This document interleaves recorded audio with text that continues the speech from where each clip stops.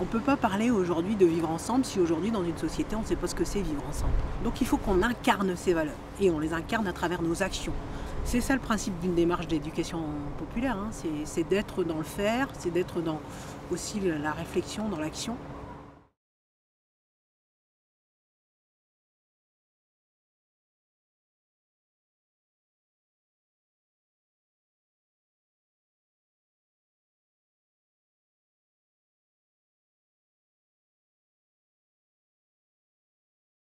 Pourriez-vous expliquer votre parcours et votre activité actuelle? Alors mon parcours, c'est un parcours des plus simples, hein. Finalement.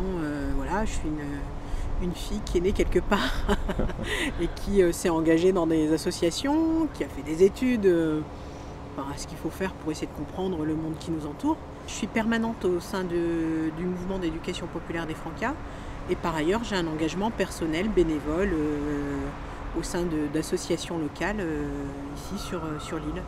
D'accord. Quel aspect de votre activité vous plaise le plus? Quel aspect de mon activité me plaît le plus? Ouais. D'être en relation avec vous, avec les autres.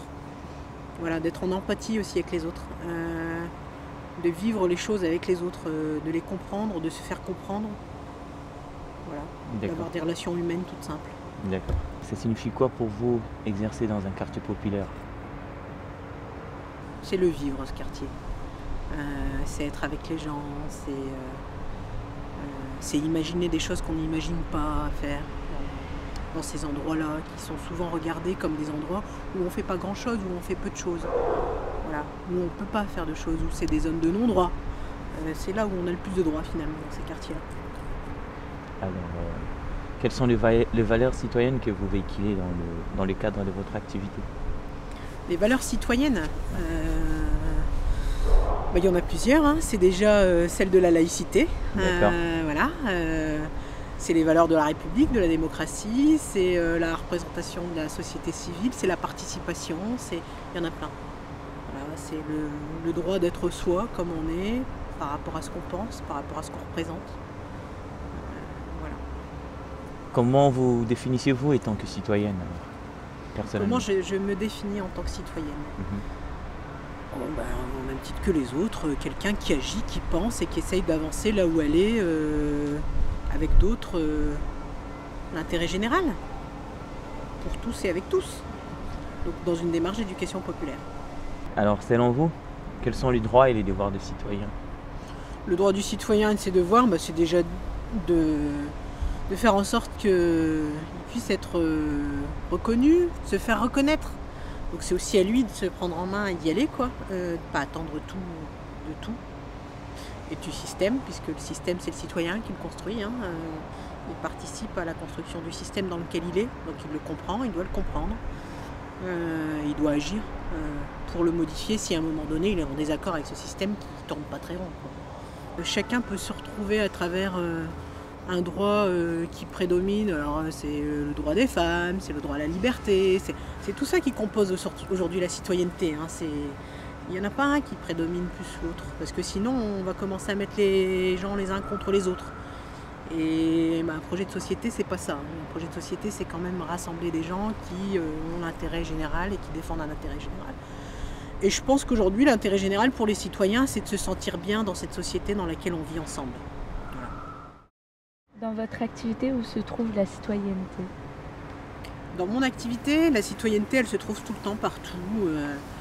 Dans ce qu'on dit, dans nos postures, dans ce qu'on écrit, dans ce qu'on fait. Enfin voilà. La citoyenneté, c'est quelque chose qui se vit au quotidien. C'est pas quelque chose qui se cale à un moment donné dans une action ou dans un projet. On porte ça, on vit la citoyenneté. Parce que l'idée, c'est aussi d'avoir de la cohérence avec soi-même, hein, sur ces questions-là. C'est pas uniquement d'être dans une activité professionnalisante et professionnalisée par des automatismes. Je me considère une personne engagée dans tout ce que je fais. Je ne cadre pas ça uniquement dans mon activité professionnelle. L'engagement, c'est quelque chose qui vous porte même dans votre vie personnelle, dans la relation au quotidien que vous avez avec les gens, avec vos enfants, dans votre famille, dans votre environnement, avec vos amis. Enfin voilà, c'est des choses qui vous transportent. L'engagement, il est aujourd'hui, il est important dans notre société, plus qu'on ne le croit. Très souvent on nous dit ouais les gens s'engagent plus grand chose, ils ne bougent plus. Moi je trouve pas. Moi je trouve qu'au contraire, on ne regarde pas ce qu'ils font. Voilà. On ne met pas un projecteur sur comment ils s'engagent, où ils s'engagent et sur quoi ils s'engagent. Et peut-être que les objets d'engagement ne sont pas forcément des objets qui intéressent le plus grand nombre. Selon vous, peut-on cesser d'être citoyen? Si oui, à quel moment?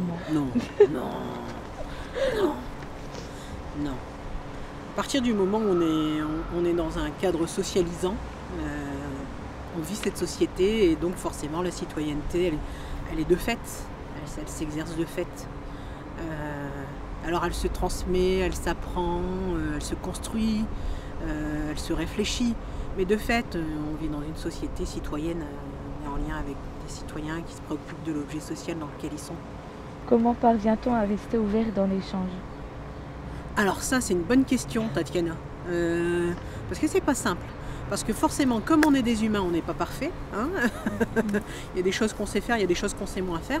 Et puis quand il y a des questions qui nous interpellent de manière très personnelle, sur nos références à nous, sur nos valeurs à nous, sur lesquelles on est en désaccord les plus profonds, moi je vais te dire très franchement, hein, là-dessus je me bloque, je me ferme.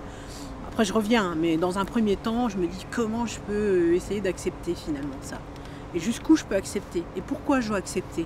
Et comment à un moment donné accepter pour faire changer finalement. Parce que l'idée de se fermer, c'est de se dire il y aura rupture. Et le fait d'être dans une posture d'ouverture, c'est justement de rester dans une posture de dialogue pour pouvoir faire changement. Et c'est à nous, je pense que ça c'est de notre responsabilité. Quand je dis nous les adultes, c'est à nous les adultes d'être responsables de ces questions-là. Se dire comment aujourd'hui on libère des espaces de parole où des gens peuvent librement dire ce qu'ils pensent. Et aujourd'hui on est dans une société quand même qui fonctionne très vite. Hein. On ne demande plus aux gens de se poser. Il faut tout de suite zapper, il faut tout de suite passer d'un truc à un autre. Et le fait de prendre son temps, de s'asseoir là comme aujourd'hui et de se dire allez, on va discuter, on va dialoguer sur des choses essentielles, je pense que c'est ce qui fait qu'on est sur faire changer les gens, sur leur façon de voir le monde et de voir les autres. Que veut dire selon vous vivre ensemble? Le vivre ensemble, il ne se décrète pas. C'est pas quelque chose qui se décrète, c'est quelque chose qui aujourd'hui s'apprend, se construit aussi dans la relation avec les autres. Donc c'est en effet une mayonnaise qu'on fait monter, le vivre ensemble. Et aujourd'hui il faut plein d'ingrédients pour pouvoir faire une mayonnaise. Il faut des œufs, il faut de l'huile, il faut un peu de sel. Et puis il faut surtout un bon coup de fouet, donc il faut un bon projet de société qui nous embarque, qui nous façonne, qui nous donne aussi des choses très positives à voir. Enfin, voilà, je pense qu'aujourd'hui on regarde souvent le verre qui est à moitié vide, on regarde très peu ce qui va bien. Aujourd'hui si on regarde ce qui va bien, c'est notre jeunesse. Notre jeunesse c'est avoir envie de faire des choses, c'est essayer de faire bouger les lignes, c'est pas être dans des carcans complètement organisés, pensés. C'est ça qui fait dynamique dans une société, c'est ça qui est positif. Voilà. Pourquoi participer à ce portrait citoyen? Parce que la moindre des choses c'est de partager avec l'ensemble. Et là, l'opportunité, c'est qu'à un moment donné, ça va être diffusé, ça va être entendu, ça va être partagé, ça va être débattu, parce que tout le monde ne sera pas d'accord. Au travers moi, c'est aussi un ensemble de gens qui sont engagés sur des actions, sur des projets, sur des ambitions, à faire essayer de bouger ce monde. Et ce pays, cette ville, ce quartier, on est porté par des ambitions collectives. Moi, je me resitue dans ce cadre-là, parce que ça me semble important de le faire. J'ai appris, on m'a appris, j'ai transmis, je transmets et je continue à apprendre et on continue à me transmettre et j'estime que la moindre des choses c'est de le faire aussi avec d'autres, auprès d'autres et avec vous les jeunes, et auprès de vous. Moi je continue ce que d'autres ont commencé il y a bien longtemps, enfin c'est comment aujourd'hui la démocratie, le système démocratique est un système sur lequel il faut vraiment veiller et continuer à faire vivre. C'est le meilleur des systèmes que je connaisse, moi. Hein. J'en connais pas d'autres, et j'en ai pas connu d'autres dans ma vie. Donc je me dis, c'est comment aujourd'hui conforter ce système pour qu'il continue à exister, comment faire comprendre le sens de ce système à des gens, à des populations aussi qui arrivent et qui n'ont pas forcément connu un système démocratique. Et c'est ça la force aujourd'hui de notre société, c'est ce que je disais en début d'entretien, hein, la citoyenneté finalement on la vit tous les jours avec tous les gens et par tous les gens, peu importe d'où ils viennent, peu importe qui ils sont. Mais c'est ça, c'est aujourd'hui que tout le monde est en capacité de transmettre quelque chose.